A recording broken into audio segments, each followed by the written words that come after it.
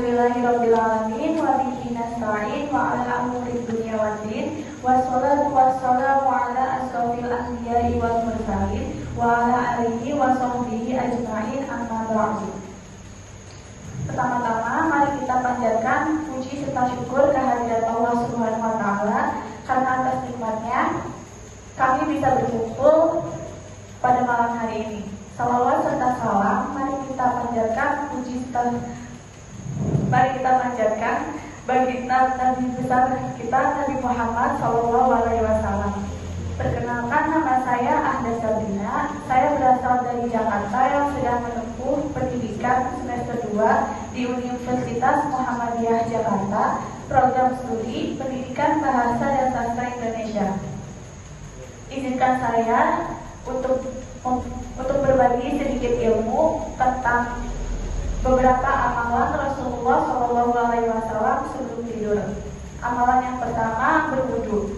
Rasulullah SAW bersabda, barang siapa yang tidur di malam hari dalam keadaan suci atau berwudu, maka malaikat akan tetap mengikutinya. Lalu ketika ia bangun, niscaya malaikat itu akan berucap, ya Allah, ampunilah hambamu si fulan ini, karena ia tidur di malam hari dalam keadaan selalu suci. Hadis riwayat Ibnu Hibban.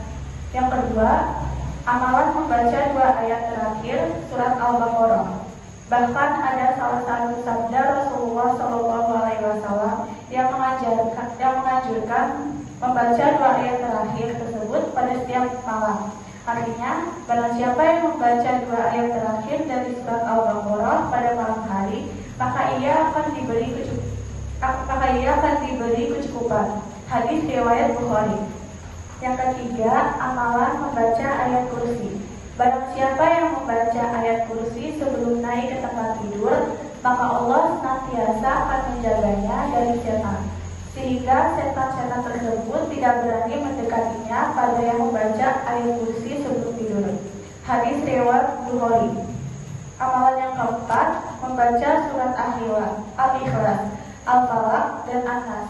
Manfaatnya, penjaga saat tidur dapat mencukupi hajat kita, akan mendapatkan panggilan khusus di hari kiamat, ketika meninggal akan disolatkan oleh para malaikat.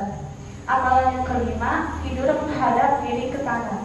Anjuran ini pernah disebutkan dalam salah satu hadisnya. Rasulullah SAW bersabda, berbaringlah di atas busuk kananmu. Hadis riwayat Bukhari dan Muslim. Manfaatnya pun ada banyak. Yang pertama, melancarkan pencernaan, pernapasan, organ tubuh, melancarkan buang air besar, dan lain sebagainya. Amalan yang keenam, membaca zikir la ilaha illallah wahdahu la syarikalah, lahul mulku wa lahul hamdu wa huwa ala kulli syai'in qadir. Rasulullah SAW beliau bersabda, barang siapa yang terbangun dari tidurnya di malam hari, ucapkanlah zikir tersebut. Hadis riwayat Bukhari dan Muslim. Manfaatnya, diampuni dosa-dosanya di masa lalu, di masa sekarang, dan di masa depan. Yang kedua, mendapatkan pahala. Yang ketiga, dijauhkan dari maksiat. Yang keempat, selalu ingat kepada Allah. Yang kelima, mendapatkan syafaat dari Rasulullah SAW di hari kiamat. Amalan yang ketujuh, membaca surah Al-Mulk. Barang siapa yang membaca surah Al-Mulk setiap malam, maka Allah Subhanahu wa taala akan menyelamatkannya dari siksa kubur. Maka dari itu, mari kita semua sebelum tidur jangan lupa usahakan untuk melakukan semua anjuran dan amalan dari Rasulullah SAW. Cukup sekian kultum singkat dari saya. Kurang lebihnya mohon maaf. Wassalamualaikum warahmatullahi wabarakatuh.